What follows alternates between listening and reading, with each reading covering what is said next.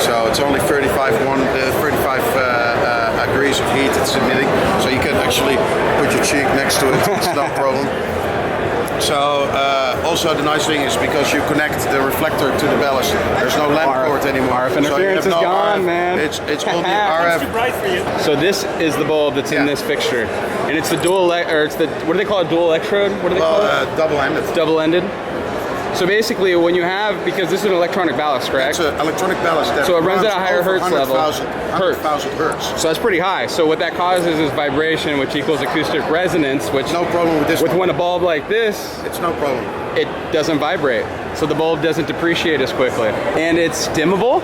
Yeah, it's dimmable from 600 to 1150. And actually, we don't do something like super lumens. This is like 1150. Oh wow, so it's true. It's like 15%, full power. 15% overdrive, and it is no problem for the lamp. So the big thing that you guys are all about is viability with your reflectors. And what I've noticed is you guys have a totally different mindset, whereas you guys have a aluminum insert that is replaceable. And every other reflector company I know of does not have that capability. Okay, very simple.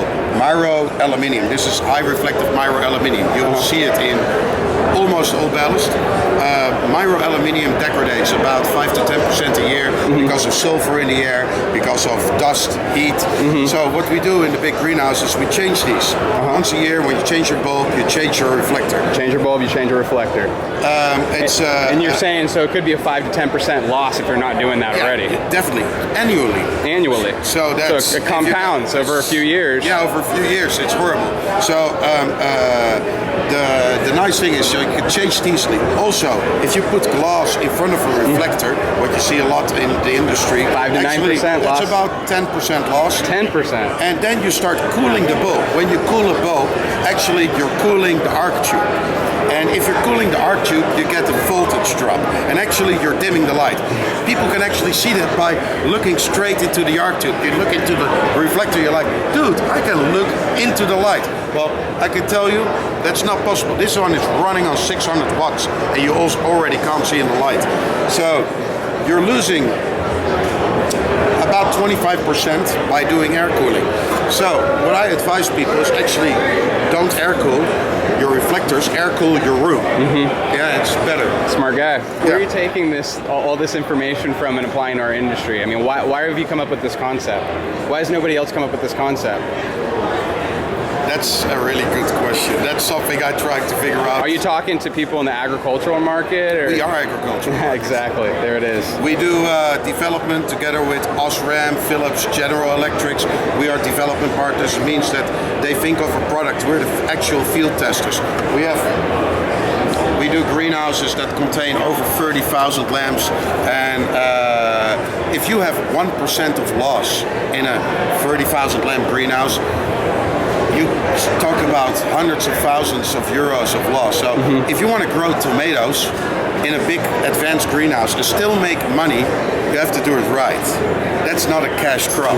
So because in the horticultural industry we're used to being 1%, 2%, 3% better as competition, and the research and development is the money in there is way bigger than in hobby growing or hydroponics growing.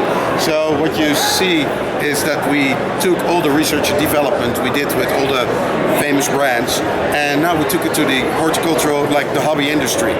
So you see some differences. We adjusted the lamps a little bit because you see a button under this one, like a dimming button.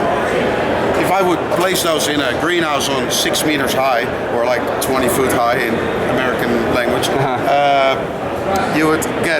you couldn't never touch the button anymore. It wouldn't make any sense. It wouldn't make any sense. So you can actually see, we took the knowledge we have and we implemented it in hydroponics. So you basically took professional techniques and adapted them to an industry that's becoming professional. Yes. Perfect. Well, thank you. No problem. And so Gavita Lighting is a European brand?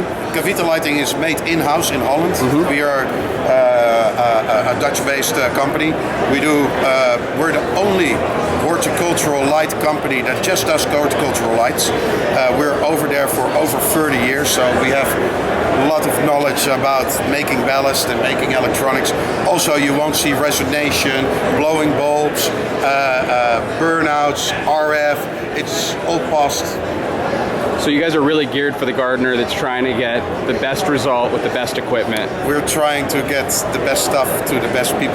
Thank you. So this is the Pro line Gavita, where you have basically, we have our 600, our 660, 750, 825, 1000, and 1150. Nice. Is that a removable fuse right there? No, what that is actually... Oh, that's the Gore-Tex pressure release. That's a Gore-Tex membrane. Okay. If a ballast heats up, actually the air expands. It's a natural thing.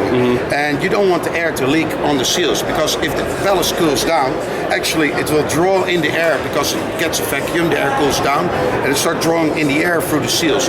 We don't want that. So, because the air will take in humidity, sulfur, and it will screw up your electronics. So we made a weak point on purpose. In the weak point is a Gore-Tex membrane, so the moment that the ballast cools down, actually it takes in the air without a problem, so it doesn't pass the seals. And because of the Gore-Tex membrane, all the dust and the humidity will stay out. Nice. That's on all our Pro ballast, you will find this feature. These bulbs actually aren't 240 volt bulbs. They are 400 volt bulbs. Oh, super efficiency. The best efficiency.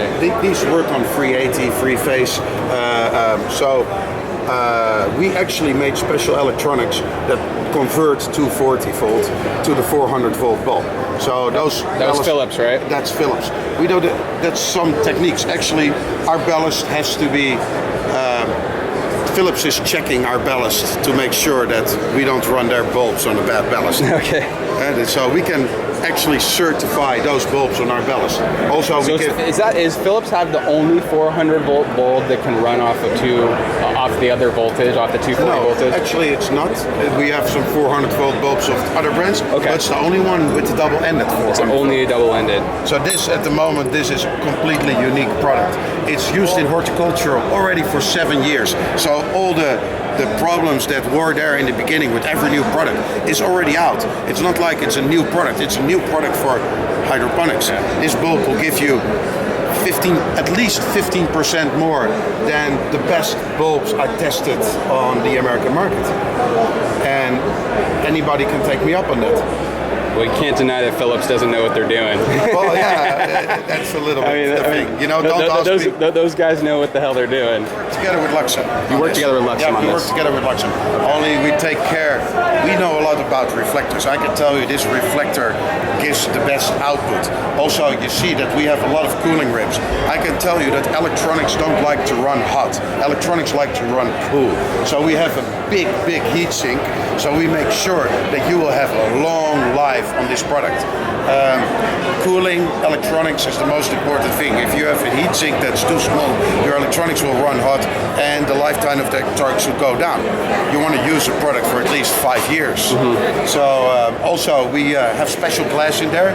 It's like a glass that filters out the UVC, but keeps in the UVA and the UVB. Well, plants love UVA, UVB. There's a reason for that. It actually protects itself against it by making glands. So also you will see that on the moment you use this plasma light with clones, it actually pre-hardens the clones before you put it outdoor. So actually, because it's like the sun, normally if you take clones from indoor to outdoor, they go like, and they go down. Actually, this will pre-harden them and you'll have way less problems. Nice. And this runs what, about 5,600 Kelvin? Yeah. Okay. Also, you will see, you will see on the. I like the reflector that you did because the stray light has a very limited reflector. A very generic looking light. It is. I don't want to talk about my competition. Yeah, it's okay. I sell it, so I like can talk about it. We are trying to put a quality product on the market. We're trying to give the grower a new product to play around with. Also, what you see if you use it on mother plants, you see more shoots. The production will go up.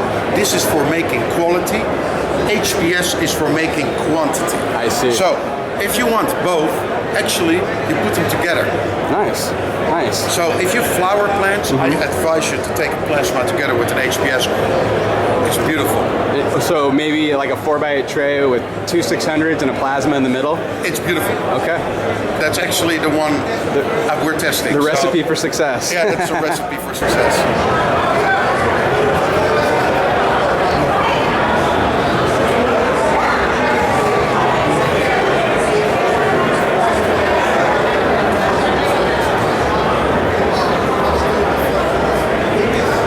How do you adjust the... It's very simple. You push the button and you adjust the reflector. It's free, so you can do free adjustments. There's three adjustments? So this is like, this is deep and this is actually wide. Okay. So you can change it. Also, because you have on two sides, you can do an asymmetric setting. So in the middle, you want it to overlap with the next reflector, but if you have the wall here, actually you want to stop the light and let it go back in. So this is one of the first reflectors you can actually do an asymmetric setting. Oh, perfect, perfect.